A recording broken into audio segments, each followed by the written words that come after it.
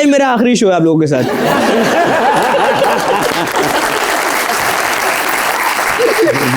आप मुझे ये बताइए, आपसे मैं एक सवाल पूछूंगा, आप मुझे बताएं कि आपके ख्याल में कौन बेहतर ज्यादा कॉमेडियन है, नसीम विकी साहब या कैसर पिया? नसीम भाई। हाँ भाई, नसीम भाई क्या बात है, ये हमारे लगेंगे सर।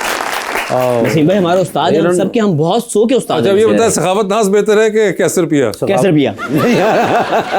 आफ्ताब इकबाल साहब अच्छे हैं, ये वासिफ चौधरी। उन्होंने कभी बुलाया नहीं तो वासे भाई अच्छे हैं।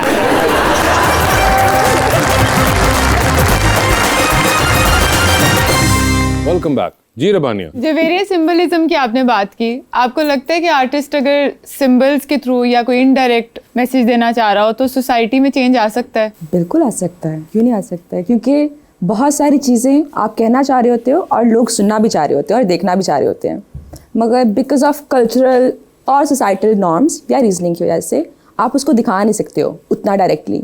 तो symbol is such a solid thing जिसको आप उसकी अंडरलाइन आप हर चीज़ दिखा सकते हो।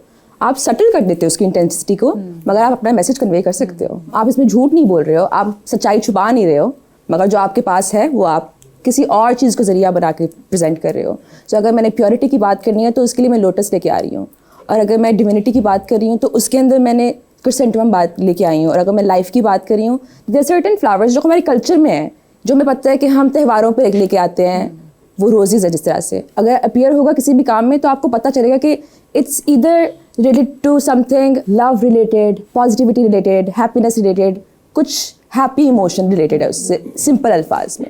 पर आपका मीडियम जिस तरह प्रिंट मेकिंग है, बहुत सारे लोगों को इस मीडियम का नहीं पता, आप आसान लफ्जों में बता सकती हैं प्रिंट मेकिंग क्या होता है? फाइन आर्ट्स में बेसिकली 4 चीज़ें होती हैं: पेंटिंग, स्कल्पचर, मिनिएचर और प्रिंट मेकिंग। हमें मोस्टली पता होता है पेंटिंग के बारे में कि आर्टिस्ट पेंटिंग बनाते हैं या स्कल्पचर बनाते हैं, उसके अलावा होता है मिनिएचर। और द फोर्थ है, it's also one of the oldest techniques print making का। उसमें पुराने ज़माने में जैसे मैन्युस्क्रिप्ट्स होती थी या फिर आपकी मैसेजेस कन्वे हो रहे थे एक रॉयल्टी से दूसरी तरफ, तो वो प्रेस तो थी नहीं, उनके पास न्यूज़पेपर्स नहीं थे, उनके पास प्रिंटर्स नहीं थे, पहले लिखा करते थे। मगर जब मैसेज को अपने मैसेज पहुंचाने थे तो वो कार्व करना शुरू किया उन्होंने, पत्थर के अंदर, मेटल के अंदर, लकड़ी के अंदर, और उससे इमेजेस बनाना शुरू किए। तो पहले वो टेक्स्ट था और आहिस्ता आहिस्ता करते हुए वो विजुअल्स की तरफ आया। इसका मकसद हमेशा सिर्फ ये था कि मैसेज में चीज़ जाए, कि अगर मैं कोई भी आर्ट वर्क बना रही हूँ, एक पेंटिंग मैंने बनाई है, एज एन आर्टिस्ट मेरा जो कनेक्शन है उस चीज़ के साथ वो एक है, मगर जो लोग एक्वायर करना चाहेंगे उसको बहुत सारे होंगे, मगर शायद मैं सिर्फ एक को दे सकती हूँ because of the availability of it. Print making में ये होता है कि आप एक ही सरफेस बनाते हो, उसको प्रिपेयर करते हो। बेशक मैंने कार्व करना, मैंने कार्व कर लिया, मैंने उस पर ड्रॉ करना है, एसिड के थ्रू करना है, वो कर लिया, और फिर मैं 100-200 एग्जैक्ट सेम इमेजेस बना सकती हूँ। आप जितना जंगल गई हैं, जब आपकी कोई रिश्ते की बात होगी तो घर में होगी या कि जंगल आ जाओ? नहीं, वो देखेंगे, अगर डेस्टिनेशन करनी हुई तो किसी जंगल में कर लेंगे ऐसे, क्योंकि रिश्ता तो होना ही होता है जहाँ भी हो। और जिसके साथ होना है वो कैसा शख्स होना चाहिए आपके जहन में, कि ऐसा मेरा ख्वाबों का जंगली हो? इसके लिए तो मैं चाहूँगी कि बिल्कुल जंगली नहीं, और बाकी तो जब वक्त आएगा इंशाल्लाह। तो कितना प्यारा हो तकरीबन? बहुत प्यारा होना चाहिए, बहुत अखलाक से सबसे पहले प्यारा होना चाहिए। पेट लवर, आई थिंक मैं अज्यूम कर रही हूँ पेट लवर होना चाहिए। पेट लवर होना चाहिए। सुता पे गए यम्मी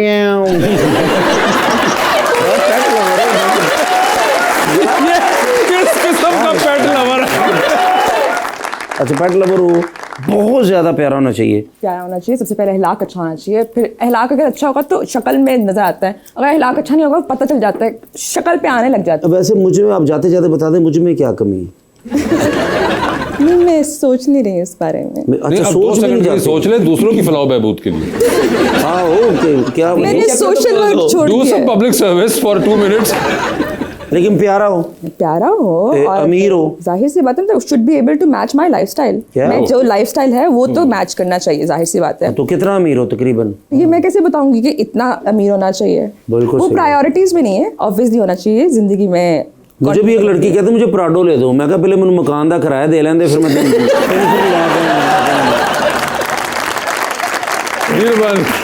आज जो आपने स्टाइलिंग की हुई है वो आप खुद करते हैं या स्टाइलिस्ट करते हैं आपके लिए? मैं क्योंकि खुद अभी भी तो आप करता हूँ, कुछ स्टाइलिस्ट दोस्त हैं वो भी कर देते हैं, तो मिक्स एंड मैच होता है, बेटो बोथ। वैसे आपको चाहिए आप अयाज को पूछें कि कहाँ से वो किए, ताकि आप हमसे पूछते रहते हैं, आपको इस तरह ही करनी नहीं चाहिए। भाई इस तरह की आप कहाँ देखिए से उन्होंने की? क्या जबरदस्त वो हुडी पहना हुआ, उस पर क्या लिखा हुआ है? आप रेट्रो। पढ़ें। आप पढ़ें सर। नहीं मेरा वो नजर का इशू है ना। तो नाक पे इशारा क्यों कर रहे हैं? ले आप पढ़े। पढ़े हाँ लेट्रो लेट्रो रेट्रो नहीं, रेट्रो। लेट्रो सानू तो सर मेट्रो का पता सी लो। आप उनसे पूछ सकते हो भाई, आर्टिस्ट है कि रेट्रो क्या होता है? रेट्रो क्या होता है जी? आप जो समझ जाएं वो लेकिन अच्छा आप माशाल्लाह क्या बात है। कैसे भाई आप है रेट्रो? रेट्रो का मतलब दस दिओ, कोई भैड़ी गल ना होवे।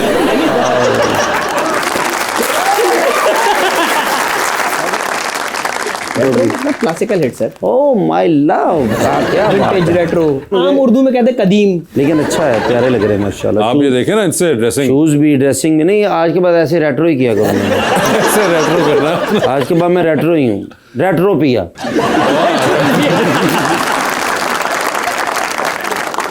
जी अवाम का सवाल लेते हैं जी। अस्सलाम वालेकुम सर, मेरा सवाल आपसे है, आपके ख्याल में इंडस्ट्री का सबसे मज़ाहिया शख्स कौन है? ओए होए, सबसे मज़ाहिया सबसे शख्स। मज़ाहिया। एक तो नहीं यार, मतलब दो तो हमारे सामने बैठे हैं भाई।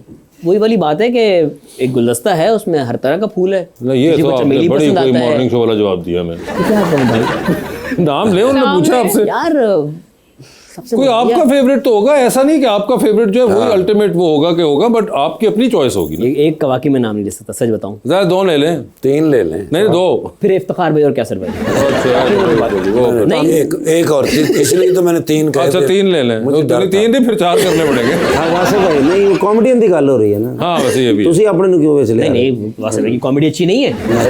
नहीं सर, आपने वो ड्रामे देखे नहीं, वही जो हमने देखे हुए इनके। आप कहीं बाज आ गए हैं।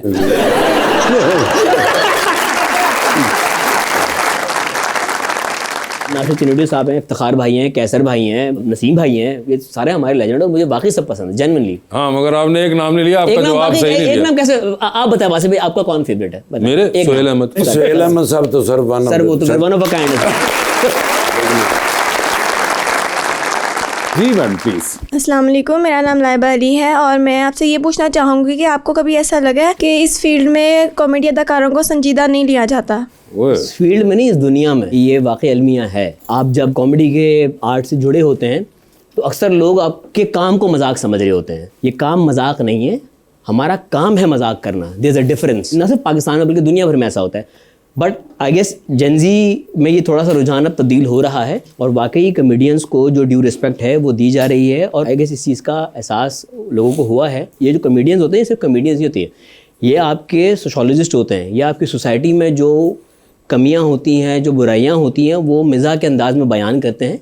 तो इनकी बातों को सीरियस लेना चाहिए। कहीं अभी आपको लगता है यार ये कि एक तो ये कि वेस्ट के अंदर मुझे लगता है ये थोड़ा चेंज हो रहा है। हाँ। और उसके अंदर बहुत हद तक अमल दखल शायद इस जॉनरा में काम करने वाले लोगों का खुद भी है यस कि वो अपनी प्रोजेक्शन उस तरह से कर रहे हैं जहाँ पे they are not just as people who make you laugh, मगर वो आपसे मुख्तलिफ मौक़ों पे सीरियस बात भी करेंगे। मुझे लगता है यहाँ पे बहुत से जो हैं हम लोग जो इस काम में कर रहे होते हैं वो अपने आप को भी कुछ ज़्यादा ही प्रोजेक्ट उस तरह कर रहे होते हैं कि हमारे में यही एक साइड है। तो वासी भाई आपकी बात को मैं कंटिन्यू करूंगा। प्रॉब्लम ये है कि लोग हमारे मजाक को सीरियस नहीं ले रहे, तो हमारे सीरियस को कहाँ सीरियस लेंगे? ठीक है, सही है। जो हम अपनी कॉमेडी में जो एक मैसेज दे रहे होते हैं, जो हम तंज़ो मजाक कर रहे होते हैं, जो अपनी सोसाइटी की जो भी प्रॉब्लम्स होती हैं उनको मजाक के अंदाज में बयान करते हैं, लोग उसे जोक समझ कर ही भूल जाते हैं। उसमें क्या हिडन मैसेज है वो शायद काफ़ी लोगों तक पहुंचता ही नहीं है। अमान साहब एक हमारी यूनिवर्सिटी है, तो हमने तो बहुत सीखने की कोशिश की है उनसे। अब जितने भी हमारे कॉमेडियंस हैं जो आ रहे हैं, उन्हें अमान साहब जैसी यूनिवर्सिटी से सीखना चाहिए। उनका कंटेंट मौजूद है। एक किस्सा शेयर करूंगा अमान साहब का। अमान साहब कराची आए तो उस शो के लिए कैसर भाई हमारे साथ होते थे। सर उस वक्त कराची के हालात आज के मुकाबले में थोड़े कदरे खतरनाक थे। तो अमान साहब गेस्ट हाउस में रुके हुए थे, उनकी बेटी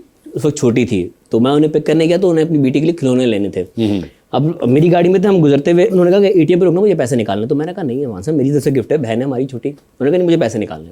खुद ही रुके, गए, बेटी भी साथ थी उनकी।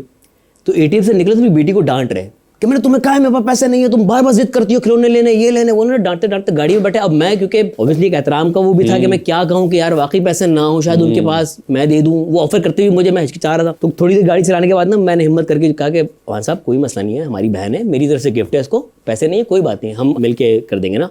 तो आगे कह रहे नहीं पैसे तो मैंने निकाल लिए। तो मैंने कहा फिर डांट क्यों रहे थे? कह रहे वो ATM के पास चोर खड़े थे ना, उनको सुनाने के लिए कह रहा था।